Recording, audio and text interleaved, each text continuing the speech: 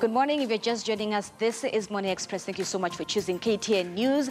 It's Thursday, so that means today it is State of the Nation. My colleague Michael Gitonga will be taking us through that. Michael. All right, and thank you, Zinzi. And in case you're joining us now, a quick reintroduction of the guests that we have in studio.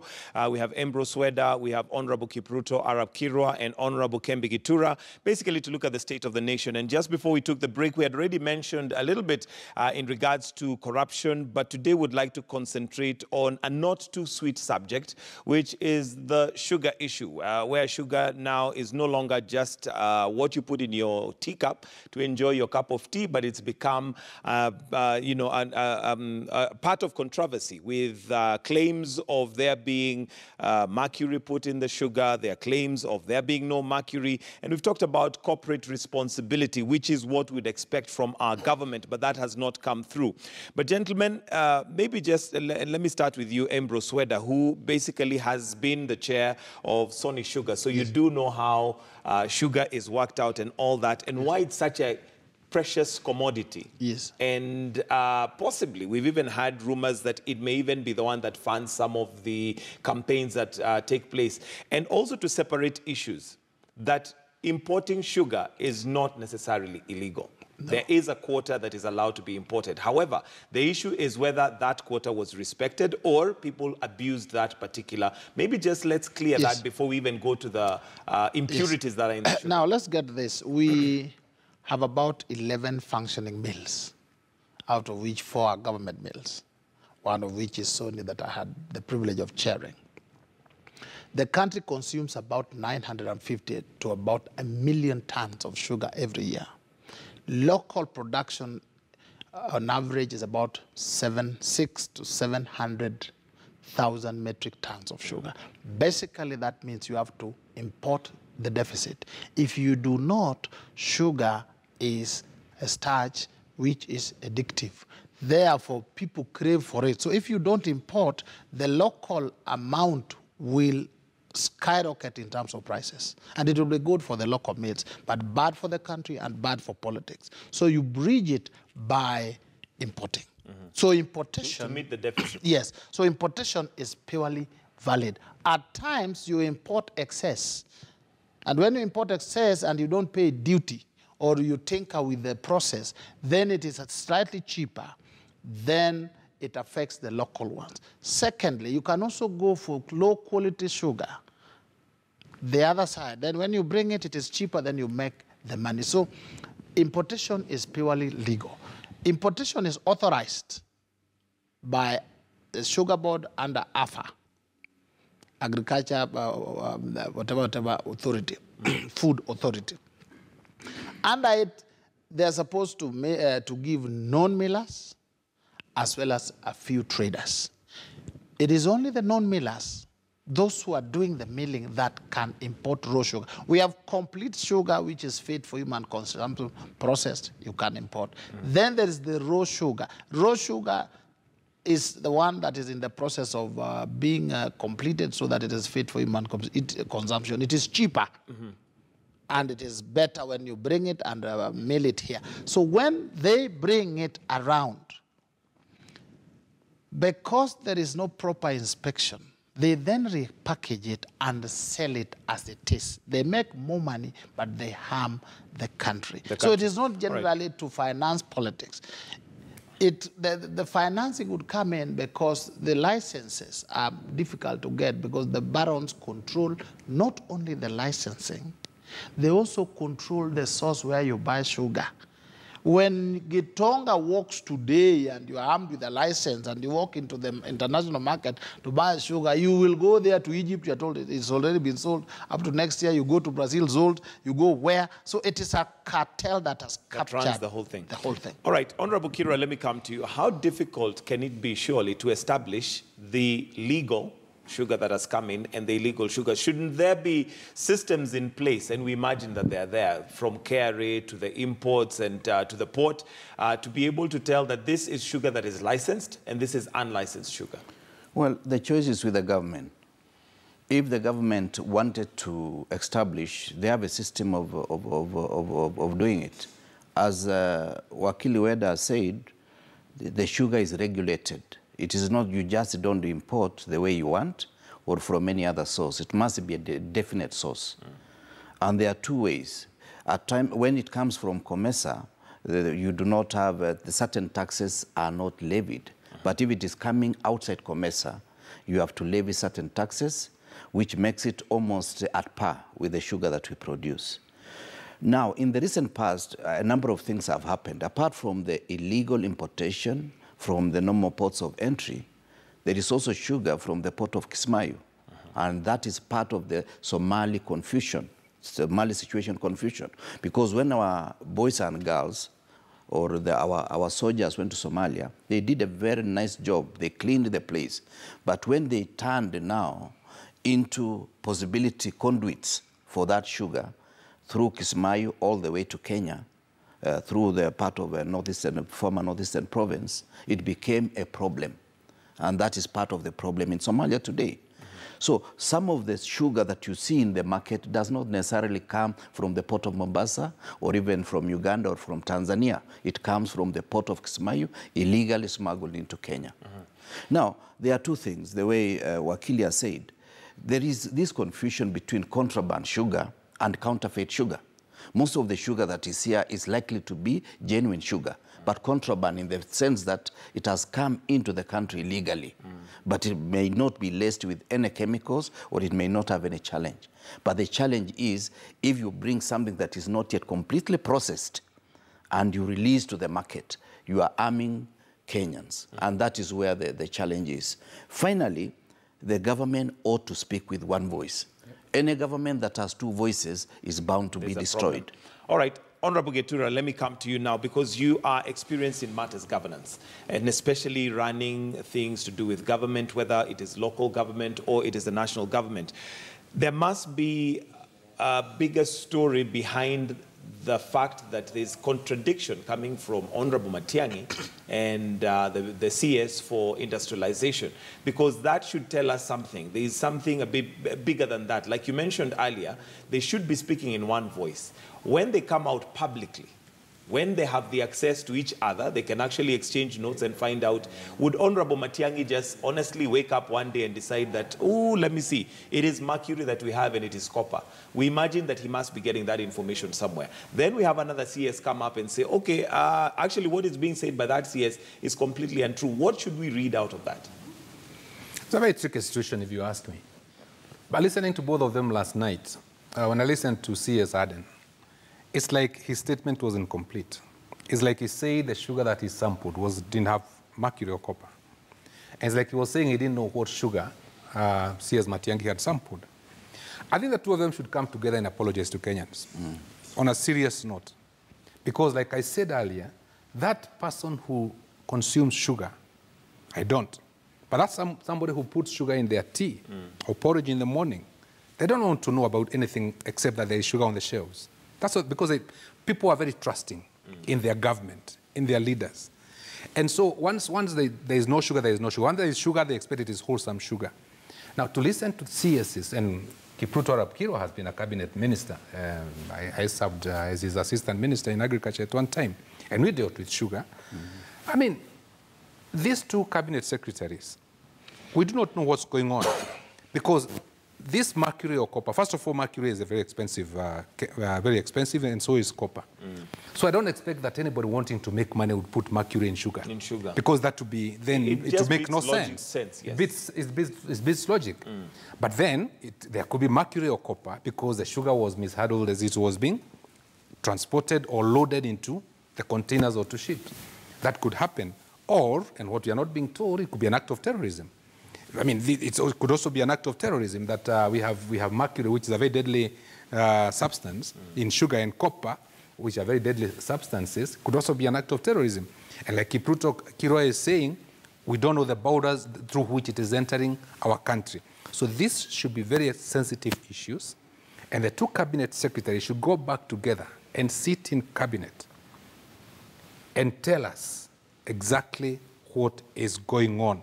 But when they keep jumping at each other, for me, either they want us to forget something, or it's what you earlier on called a charade, or or we have lost it. We have lost it. Or we have lost it. All right. Because this is among the very first times since independence that you have had cabinet secretaries from the same party giving contradictory statements on the same issue. On the same issue. And there is either mercury or there isn't in the sugar.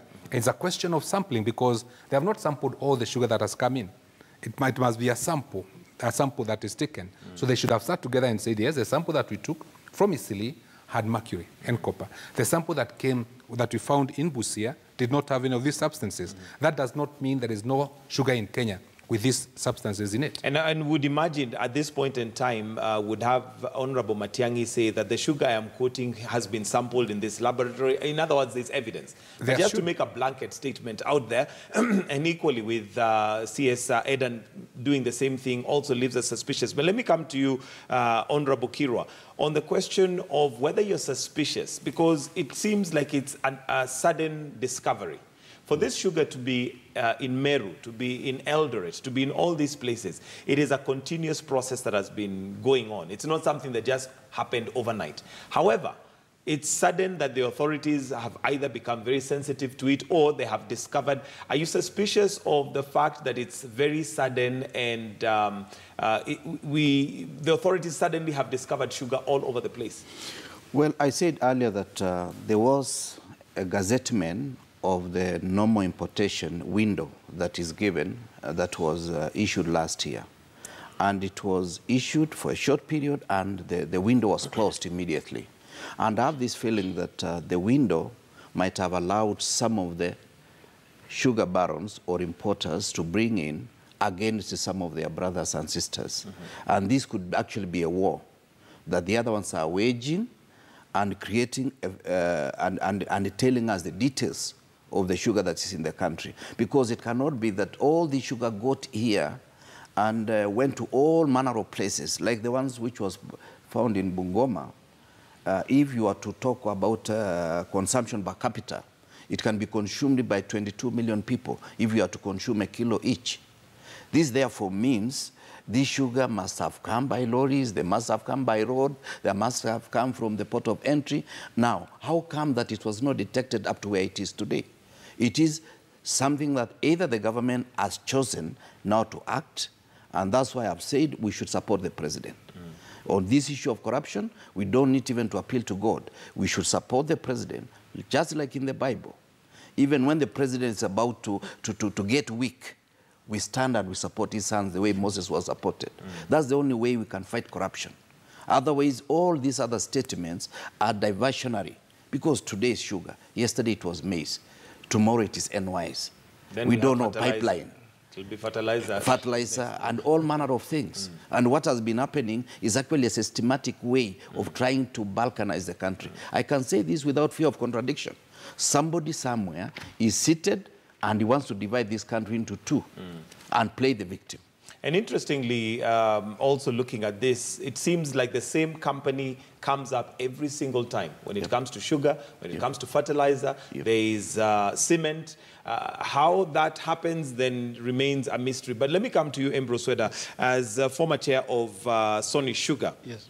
On the electorate, and the question that we should be asking ourselves as Kenyans, by virtue of the fact that we don't seem to be putting much effort in building our local millers, but here we are importing tons and tons of sugar. Yet, we know that if we built our local millers and built their capacity and their ability to produce, then we would be building our local industry. But we seem to concentrate more on importing, which of course means it's probably benefiting a few people. What should that tell us as the electorate and form our decision-making come 2022? Yes, I think, first of all, we should note that the general trend is to kill the local millers. The local millers are very strong, if you ask me, from my knowledge. And they were established to do what is called socio-economic engineering. That is why when Mumias closes down, you can see desolation in the region. But when it comes to licensing, like now we have a crisis of supply of milling cane. Why? Because several institutions were licensed that do not have milling cane. So what did they do? They raided the existing cane. They stole it, raided, and now everybody is not having. And then the local millers, the public mills, they do not have capacity to import sugar. They don't have the money. The bureaucracy cannot allow them to do it. So it is a game that is designed to bring them down and to let this field be for people who can import, bring in raw sugar or contaminated sugar and sell to us, because either way, we will take sugar, whether contaminated or what. Even those who are saying they don't take sugar, please note, as long as you take juice, as long as you take soda, as long as you take bread, as long as you take many things that you eat from the supermarket, you are taking sugar. The only thing you are not taking is direct sugar into the cup. Once you know that, then you should be angry when you hear that we have raw sugar going around, because that is what is used to make these things. So the local mills can work. The local mills would work if we injected capital, we injected proper management, not as a dumping ground where you get a politician, failed politician, then you dump him, then he goes there and they bring it down. If we continue like this, and remember, nearly every Kenyan takes sugar, then we are taking a big risk. Why do we take that risk? The very leaders that we elect, the ones that pick this money, the ones that pick the NYS and the sugar money, are the ones that when they come with that money, we elect them. It is the electorate to, first of all, take responsibility, blame themselves for electing people that they know have stolen. There is no way you run for elections on a piki-piki. We contribute for you money, 10 shillings, 20, 30. Then within 3 months of being in office, you come back in a helicopter. You have one in the hangar being assembled, and already another one you are coming. And we cheer you and we bring our wives and daughters to dance for you. It should be us to be asking you, if you have been selling chicken only, and you have no known established businesses, how do you end up so rich so suddenly? Which industry is this that even Kenya Breweries or Safaricom, which business are you doing that they are not doing? Do you get it? So we are the ones allowing this. All right, Honorable Getura, let's talk solutions. You are former senator for Murang'a County. Are you one of those who possibly, there was crowdfunding for you to be able to do your campaign, but after the campaign, you have now maybe 8, 10 vehicles in, I don't know. How do people manage to get this money? And let's talk solutions. How do we solve this? Because it seems like it's a deliberate cartel that is ensuring that we don't get to the bottom of it. First of all, how do people manage to get this money? Stealing. They steal, if you know what I mean. The Senate, the National Assembly, every year votes so much money to the counties. Go back to your county and tell me what has happened there. I don't even know which county you come from. But go back there and show me what has happened on the ground using the money that has been voted from the national government. There are 340 billion shillings that has gone to the 47 counties, and tell me what has happened in any county. Okay. Granted, some counties seem to be working very hard. There are not some governors who are working or trying to work very hard to make a difference. But a lot of them, and I say this without fear of contradiction, and I've said this before and I'll continue to say it, a lot of these functionaries are just stealing from the people. And that is why you find that somebody suddenly, like whether Advocate Weda has said, suddenly somebody we knew had virtually nothing. Suddenly they are full of wealth. They are flaunting their wealth all over the place. They are doing harambes every Sunday all over the place. You don't know where the money is coming from. They're flying in helicopters. It's ridiculous. The solution is this, in my view. This thing called corruption is a very, very deadly thing. We have our 3 trillion shilling budget this year. Our GDP, I'm not quite sure, maybe Kipruto will remind me what it is. But corruption takes away in Kenya 30% of GDP. That's a third. It's going to people's pockets. When my mother, your mother, and your brother, your sister are dying of cancer and all those other diseases, somebody is pocketing 30% of the money that should be going to the people. That's why when the Pope was here in 2015, he talked about it. Corruption is the cancer that is going to kill our country. And what I'm saying is an old story. I don't need even to say it again. So what's the solution? First of all, I'm very pleased to see that the president is very, very angry about this corruption. And it's a question that if he follows through with his anger, and we support him as a people, as a nation, we stop politicizing corruption. We stop glorifying corruption, because sadly in Kenya, corruption is glorified because how much money you have defines who you are. That's how people respect you. If you have no money, nobody respects you. Go to any club, go in where you find that if you don't have money, or people see that your fortunes are dwindling, they don't look at you. They ignore you. Money, corruption is what is now being glorified in our country. So if we join the president and the people of goodwill in this country, and there are many who are bound or set on fighting corruption, we will find that in the next 5, 10, 20 years, and this is a short period in a nationhood, that we could find a difference. This thing about lifestyle audit, I think it was 2014, when I said in a statement I issued in Muranga when I was their senator, I said, corruption must be dealt with as a capital offense. Because if due to corruption you can bring in sugar that has mercury, how many people are you likely to kill? How many people will end up having cancer and new unknown diseases because of this mercury or copper in the sugar? So isn't this murder if it is done with open eyes? So my suggestion would be, this lifestyle audit thing must be done. But I do not think, like I said earlier, I'm repeating myself, it should be done, systematically. Okay. I think that if it's done at random, they count for you, they count for me, they go for the other person. One person is jailed for life, another one is jailed for 15, 30 years. People start wondering, you mean we want to take corruption seriously? All right. So we have solutions. There are solutions. It's a question of both the political and the social will to go through with it, so that people have the fear of God in themselves. All right, I need us to wind up, and I'll come to you, Honorable Kira, for your wrapping thoughts in a nutshell. Solution, wrapping thoughts. Well, the first thing is to inform Kenyans that killing of our local industry will not make sugar cheaper, because the same importers will be importing, hoarding, and regulating the prices, and it will be out of reach for many Kenyans. So the answer is for us to support our local industries. Number two, in terms of fighting corruption, we must delink corruption from the tribe. As long as we are still allowing people to cover under the name of tribe, individuals, we are not likely to remove corruption. And the most important thing in doing that is also to socialize our people, to realize that state resources belong to all of us. Because the African mentality, and this is something that has pervaded our social dynamics for many years, is that if I steal from another community, it is wealth coming to our community.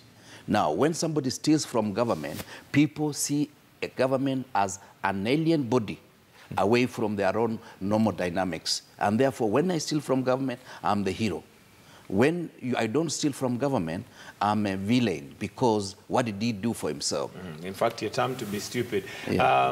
On Ambrose Weda, very briefly, your wrapping thoughts. I think let the people of Kenya join the president. I am happy that the president is angry, and he should get more angry and mad, and let us join him. The day we join him, we will become intolerant to corrupt people. We will then see that what they are stealing, that they're flaunting around, are our own money. And when we are angry, we will not elect them, we will not marry our sisters to them, we will not celebrate them. It will be ignominious to steal and come back to the public. When it is so difficult, when we make it difficult for you to enjoy your stolen money amongst us, it will start discouraging people. For now, young people are just yearning to join government. Why? Because it is a lot easier to go in there and steal and become richer than working very hard. So it starts with us as the people of Kenya to stop corruption. Let us join the president. All right, thank you very much, gentlemen. We'll have to wind it up right there. That is the state of the nation, and that's Ambrose Weda, who is a lawyer. We have Honorable Kipruto Arap Kirwa, who's the deputy party leader for ANC. And last but not least, Honorable Kembi Gitura, who's a former senator from Muranga County, on State of the Nation. For now, we're going to take a short break, but do stay with us. Right here on Morning Express. The show is not yet over, and shortly we're going to be having our person of interest, and this morning it's Nazleen Umar. And well, whatever questions that you have for her, feel free to send them through now as we host her shortly right here on Morning Express. For now, we take that short break. We'll be right back.